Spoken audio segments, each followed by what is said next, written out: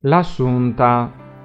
Il 19 maggio 1518, dopo un lavoro di 2 anni, Tiziano Vecellio consegna ai frati francescani il dipinto che rappresenta l'Assunzione della Beata Vergine Maria al cielo. Il dipinto, che misura 7 metri di altezza e 3 metri e mezzo di larghezza, realizzato su 22 assi orizzontali, è collocato in una bellissima cornice marmorea. Per questo dipinto Tiziano ha utilizzato la luce naturale, la raffinatezza di Raffaello e le forme di Michelangelo. L'immagine ci offre un quadro complesso che presenta 2 realtà, quella terrestre e quella celeste. Nel registro inferiore è presentato il mondo terrestre. Possiamo metterlo in un rettangolo immaginario. Il rettangolo ha 4 lati e il numero 4 è assegnato alla terra, così come sono i 4 punti cardinali. Qui osserviamo i 12 apostoli che esprimono il loro stupore osservando come la Beata Vergine Maria si alza con il corpo e la sua anima verso il cielo in gloria. Sopra la testa degli apostoli, il cielo separa il mondo terrestre da quello celeste. Nel registro superiore è presentato il mondo celeste con la forma di un cerchio, a quale fanno da cornice un coro di angeli. Il cerchio è il simbolo dell'eternità e gli angeli sono esseri perfetti che ci introducono nel paradiso. Il centro del cerchio è inondato da una luce dorata, soprannaturale, cioè il massimo di ciò che può esistere. Questa luce proviene dal Padre, dal Creatore e il principio di tutto. Con grande difficoltà possiamo distinguere alcune caratteristiche del Padre, perché si trova nell'ombra.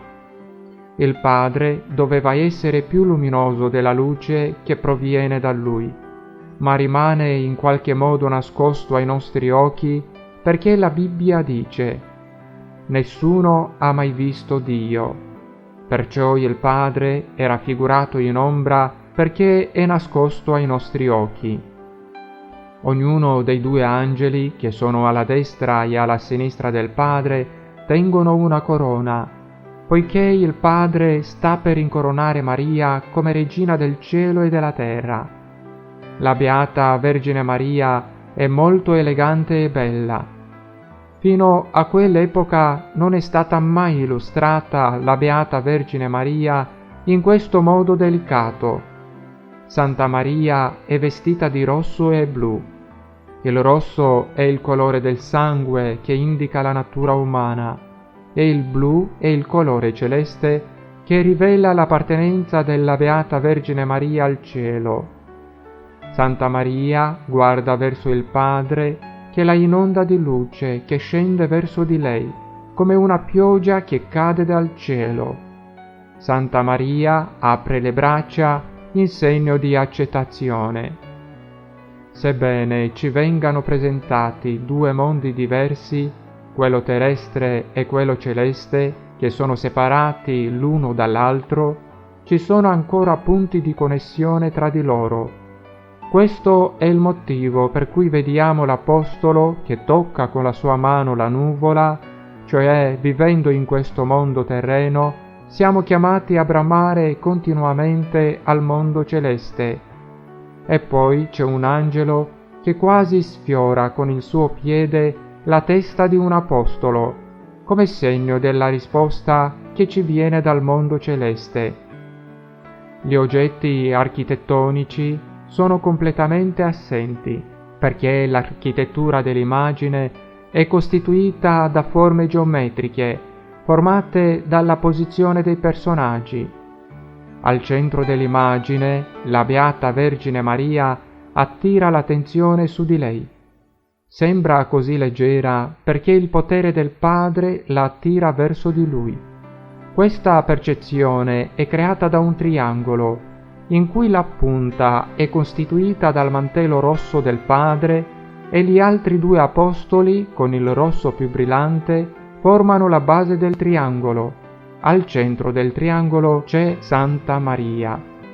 Oltre al rettangolo, al cerchio e al triangolo di cui abbiamo parlato, si possono identificare altre forme. Se facciamo attenzione su diversi gruppi di apostoli, di angeli o diverse righe che si creano tra i personaggi, possiamo osservare altre composizioni geometriche. Con un po' di immaginazione possiamo notare come questo dipinto è una vera combinazione di forme geometriche. Forse per questo motivo il più grande scultore del neoclassicismo, Canova, ha detto: «È il dipinto più bello del mondo».